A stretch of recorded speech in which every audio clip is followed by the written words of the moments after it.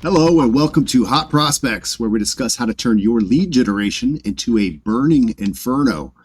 Got with us today Dan Hilsman. You have been in this business for many years and you are a mentor to real estate agents. You talk to a lot of real estate agents, and I know you've got some great insights into how to help prospecting. So, what do you have to say? Yes, I do. I've been licensed a long time. Love helping real estate agents grow their business. I do talk to lots of agents throughout the week, and as far as prospecting goes, what we're seeing right now is the basics matter more so than ever in this market. So if you're watching this many years from now, hopefully it'll still be partially true, but right now what we're looking at is consistent, predictable, and with intent. So you want to have intention and know what you're doing in the market. The place as far as the prospecting goes, good scripts always help, but I think the best script is really more so a roadmap. And so, as opposed to just a word to word script, you could talk to some other people and they probably disagree with that. But maybe I should say for me, it's better to have the script as a roadmap. It tells me where I'm trying to go in the conversation and how I'm going to get there. And then also various times throughout the day is super important because some people won't answer the phone in the morning as opposed to the evening or in the afternoon. But All yeah, right, just so more of the hold basics. right there. So let's go back to that first one. You said that your scripts should be more of a roadmap. I tend to agree. I think that scripts are better when they're bullet points. It's Yeah. a single one liner that can help advance the conversation, discover something about the prospect, and then you can use your own words to fill in all the extra gaps. I agree with that 100%, Peter. And part of the reason for that is when you're having a conversation, you can't have the exact same conversation with everyone, right? So if you're really truly having a conversation, and if you're going to have an impactful conversation with someone about real estate, then you also need to know who they are and try to get to talking to them about what they want to talk about, more so than just what your script says to talk about, right? So you'll want to be able to pivot and dance a little bit in the conversation and then get to know the reason why they said some of the things they said. So, like if someone says, "Hey, we got to be out of here by the end of the year," then I'm not going on to what's next on the script. I'm going to pause and say, "Tell me more about that." Right. So if you can build what we're really trying to do on the calls, on prospecting calls, is you're trying to establish timing and motivation and set a little bit of a rapport and set a really good follow up task. If you can accomplish that, then kind of doesn't really matter too much what happened in between all that.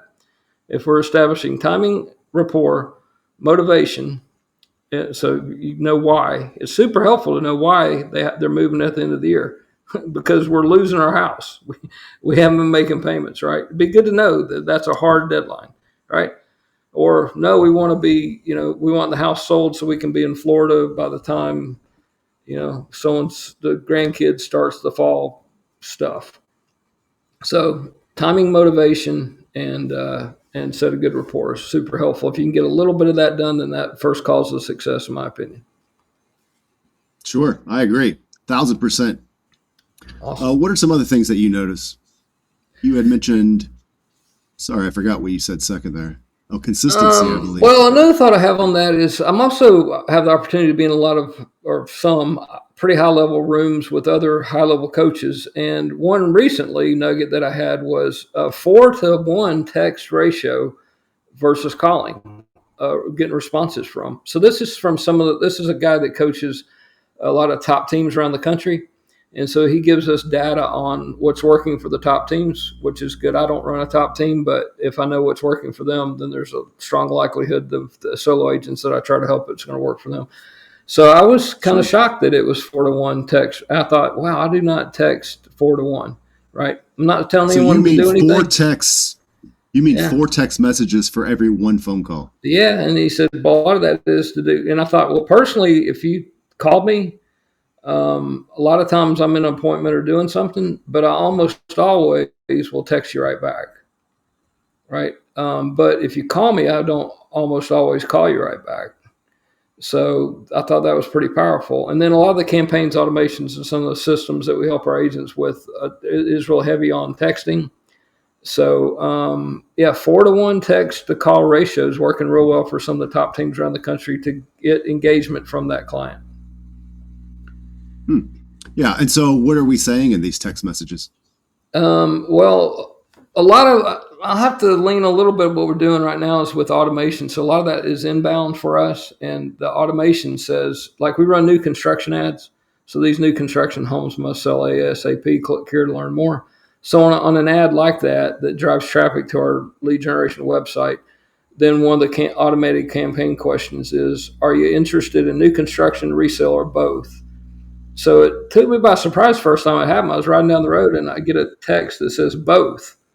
And I thought, that's kind of weird.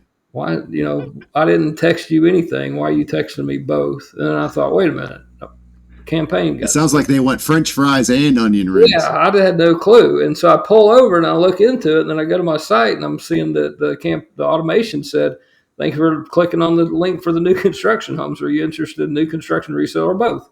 And so at that point, I know it's a real person and a real phone number. Might not have the right name, but they got to be the right person, the right phone number, because they couldn't be texting me otherwise. And I say, great. What city are you looking in? They told me the city. I said, fantastic. What price range? They told me the price range. I said, you got a minute for a quick call? So I stayed in the lane of the communication that they wanted to talk to me in, but then I got enough information to make the call. Because if I know it's really a person, I know their time frame and their price point, then hey, let me talk to you on the phone to set the next stage. So yeah, text is real big, and common sense wise, I'm a logical thinking kind of guy. That makes sense for me. That a lot of people are more likely to return a text. I think you got to keep it super short and super simple. If it's an outbound text, I would not ask them anything in particular. From my standpoint, I would be replying to however I had their information. So thank you for registering for looking at new construction homes on my website. Would you like a list of builder incentives? So I like to offer things that they can't easily get on their own. And so something like that, you can send those text messages out, not bother anyone. And then they say, stop or sure.